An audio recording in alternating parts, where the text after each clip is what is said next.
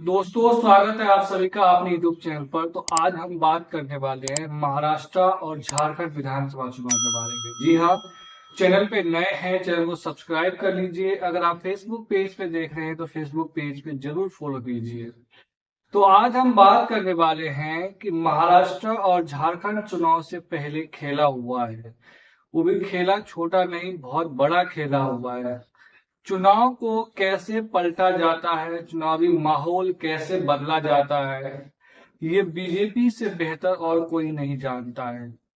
दरअसल मैं आपको बता दूं कि पिछले 3 चुनाव जो है वो झारखंड, हरियाणा और महाराष्ट्र का एक साथ हुआ है।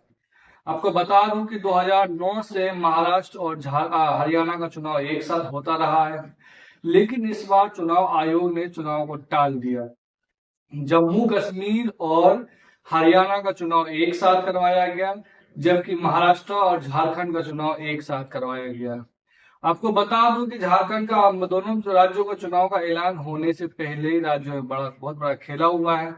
आपको पता होगा कि मध्य प्रदेश के चुनाव में कैसे कांग्रेस के पक्ष में माहौल होते हुए भी कांग्रेस को बुरा हार का सामना करना पड़ा था और कांग्रेस ने प्रचंड जीत हासिल की थी।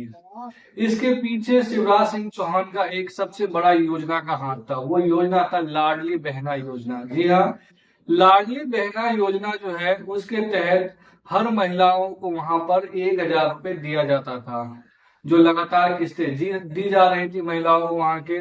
और इसी लाडली बहना योजना के इम्पैक्ट और या प्रभाव के ने पूरे चुनाव को पलट करके रख दिया। यानी आखिरी क्षण में इस लाडली बहना योजना ने मध्य प्रदेश चुनाव को, जो कांग्रेस के पक्ष में जाते हुए दिख रहे थे, उसे पलट करके बीजेपी के पास ले आए शिवराज सिंह चौहान। तो उसी को देखते हुए महाराष्ट्र के सीएम एकनाथ शिंदे ने जो मध्य प्रदेश में योजनाएं चल रही थी उनके तर्ज पर उन्होंने महाराष्ट्र में भी देने का घोषणा किया और नाम रखा लाडली बहन योजना। जी हाँ, इस लाडली बहन योजना के अंतर्गत जो है उसे इम्प्लीमेंट करना था, कैबिनेट ने पास कर दिया। और उस वक्त अगर महाराष्ट्र का चुनाव हरियाणा के साथ ऐलान हो जाता तो लाडली बहन योजना का जो किस्त है वो सिर्फ एक ही किस्त जा पाता, जो उतना इम्पैक्ट नहीं छोड़ पाता। अब जब अक्टूबर में चुनाव होने का ऐलान किया गया है तो लगभग यहाँ पर जो महिला है महाराष्ट्र के, और आपको बता दूं मैं कि इस योजना के लिए रिकॉर्ड महिलाओं ने अपना पंजीकरण करवाया है। आपको बता दूं कि कुल मिला के 2.5 करोड़ मतदाताओं ने, महिलाओं ने खास करके इस योजना का लाभ लेने के लिए पंजीकृत किया है। आप सोच सकते हैं 2.5 करोड़ महिला अगर इससे लाभान्वित होती है तो वो वोट किधर देगी, ये आने वाला वक्त ही बताएगा।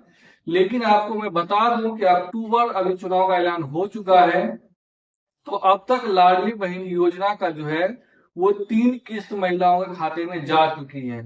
और अक्टूबर के बाद नवंबर और दिसंबर, ये 2 महीना का मान के चलिए कि इस बीच में दिवाली का बोनस के साथ साथ अगला 1 महीना का, यानी 2 महीना का एडवांस जो है शिंदे सरकार ने महिलाओं के खाते में डाल दिया है। जी हाँ, अभी 2 महीना चुनाव में लग जाएगा, तो इस 2 महीना के चुनाव के होने से पहले, यानी चुनाव होने ऐलान होने से पहले पहले, या यूं कहे कि 30 घंटे पहले शिंदे सरकार ने महिलाओं के खाते में, किसी के खाते में 5500, जो दिव्यांग महिला है उनके खाते में 5500 डाले, और जो सही महिलाएं जो गरीबी तबके से आते हैं उनके खाते में 3,000 रुपए डाले, यानी दिवाली का बोनस भी उनको दिया गया है। तो आप समझ सकते हैं कि ये राज्य के अंदर, जो जिस राज्य के अंदर चुनाव होने हैं और चुनाव से 30 घंटे पहले हर महिलाओं के, 2.5 करोड़ महिलाओं के खाते में अगर पैसे दिया जाता है, किसी के खाते में 5500 रुपए तो किसी के खाते में 3,000 रुपए, तो ये कितना बड़ा इम्पैक्ट हो सकता है। साथ ही साथ आपको बता दूं 1 से 1.5 दिन पहले ही उन्होंने महाराष्ट्र के मुख्यमंत्री एकनाथ शिंदे ने ऐलान किया था कि महाराष्ट्र के अंदर प्रवेश करने वाले तमाम गाड़ियों का जो टोल टैक्स है वो खत्म कर दिया उन्होंने। दरअसल आप महाराष्ट्र के अंदर घुसने के लिए 5 रास्ते हैं और पांचों रास्ते पे टोल टैक्स लगा हुआ है। तो चुनाव से ठीक पहले महाराष्ट्र सरकार ने जो शिंदे वहां के मुख्यमंत्री, उन्होंने ऐलान किया कि हम ये टोल टैक्स फ्री करने जा रहे हैं, यानी इस पर कोई टैक्स नहीं लिया जाएगा। तो ये भी एक प्रकार का लोक लुभावन फैसला था जो शिंदे सरकार ने लिया है। हालांकि आपको बता दूं कि ये लोक लुभावन फैसला पहली बार नहीं लिया गया। कई ऐसे राज्यों के मुख्यमंत्री हैं जिन्होंने इस तरह के फैसले किए हैं, कई को फायदा हुआ है तो कई को नहीं पहुंच पाया है। तो उसके बाद आपको बता दूं, इसके साथ साथ ओबीसी का जो क्रीमी लेयर है उन्हें भी 15 लाख बढ़ा करके कर दिया गया है, और इसका प्रस्ताव शिंदे सरकार ने सेंट्रल गवर्नमेंट यानी केंद्र सरकार के पास भेजा है। तो कुल मिलाकर के 3 लोक लुभावन योजनाओं का ऐलान कर चुके हैं। लेकिन जो लाडली बहन योजना है उनका कितना प्रभाव पड़ने वाला है ये तो समय बताएगा। तो कुल मिलाकर के आप कह सकते हैं कि महाराष्ट्र का चुनाव का ऐलान होने से पहले पहले महाराष्ट्र में काफी बड़ा खेला करने का कोशिश किया गया है। लेकिन उस कोशिश पे एक चीज जो है वो मटियामेल करने का काम किया है, वो है बाबा सिद्दीकी का मर्डर केस। जी हाँ, वो गलत समय पे मर्डर हो गया, जिसकी वजह से मुझे लग रहा है कि कुछ ना कुछ इम्पैक्ट जो है इनका कम होता हुआ नजर आ रहा है। लेकिन ये कितना प्रभाव करेगा ये तो आने वाला वक्त बताएगा। लेकिन ये एक कानून व्यवस्था पे जरूर सवाल खड़ा कर दिया है। साथ ही साथ चुनाव आयोग ने झारखंड के अंदर भी चुनाव का ऐलान किया है।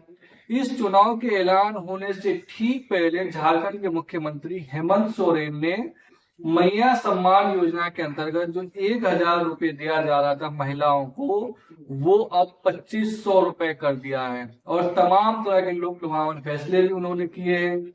शिक्षकों के वेतन बढ़ा दिए गए हैं। कई ऐसे तरह के फैसले किए गए हैं जो राज्यों के मुख्यमंत्री करते हैं।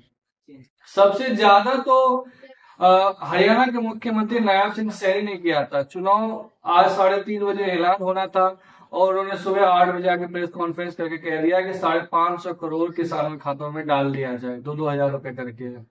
तो ये भी एक प्रकार का फैसला था, लोक लुभावन था, जो चुनाव के एंड वक्त किया जाता है चुनाव को पलटने के लिए। और आपको पता ही है कि हरियाणा के अंदर बीजेपी जो है 15 साल बाद रिकॉर्ड तीसरी बार सत्ता में आए हैं। तो ये दोनों ही राज्यों में चुनाव के ऐलान होने से पहले ही चुनाव का खेला करने का कोशिश किया गया है, या यूं कहे कि खेला हुआ है। चुनाव आयोग तो वैसे बहुत तरीके का बाद आज चुनाव ऐलान के समय में बहुत तरह के सवाल जवाब उनसे पूछा गया। चुनाव आयोग एक संवैधानिक संस्था है, लेकिन लोग उन्हें आजकल संवैधानिक संस्था मानते नहीं हैं।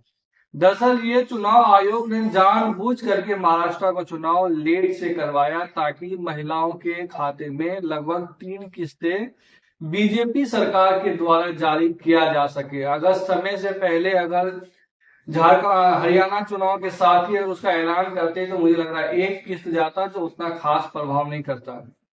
इस वजह से लोग जो है चुनाव आयोग पे सवाल खड़े करते हैं, उनके साख पे सवाल खड़े करते हैं। जब चुनाव आयोग चुनाव का ऐलान कर रहे थे तो लोग सवाल वहां पर मीडिया वालों ने पूछा कि आखिर ये कैसे हो सकता है। तो उन्होंने कहा कि भाई देखिए, ऐसा है कि हमने वोटिंग काउंटिंग जो है वो 8:30 बजे शुरू किया, और जो मीडिया वाले हैं, न्यूज चैनल वाले हैं, अपने ओपिनियन पोल को सही, एग्जिट पोल को सही साबित करने के लिए वो 8 बजे से ही अपना रुझान दिखाना शुरू कर दिया था। तो मुझे लग रहा है कि ये एक प्रकार का गंदा मजाक था, जबकि हमने 8:30 बजे शुरू किया और 9, 9:30 बजे हम अपना रुझान जो है वो चुनाव आयोग के वेबसाइट पे अपडेट करते हैं। तो इस तरह की बातें होगी तमाम तरह की। और उन्होंने कहा, तो उसके बाद कांग्रेस के द्वारा जो सवाल उठाए गए थे उन पर भी सवाल पूछा गया। उन्होंने कहा कि इनका जवाब दिया जा रहा है, जब समय आएगा तो बता दिया जाएगा आपको। तो आपको क्या लगता है कि ये दोनों ही राज्यों में खेला करने की कोशिश किया गया, ये खेला हुआ है? कितना इम्पैक्ट करेगा लाडली बहन योजना महाराष्ट्र के अंदर? आप हमें जरूर कमेंट करके बता सकते हैं। और साथ ही साथ आप किस विधानसभा क्षेत्र से आते हैं, आपके क्षेत्र में कौन किसका पलड़ा भारी है, आप वो भी कमेंट करके बता सकते हैं। इस चैनल पर हम सीट वाइज एनालाइज करेंगे, कहाँ पर जातिगत समीकरण क्या है, किसको बढ़त है, हम इन तमाम चीजों पे वीडियो लाने वाले हैं। तो चैनल पे नए हैं, चैनल को सब्सक्राइब कर लीजिए। धन्यवाद।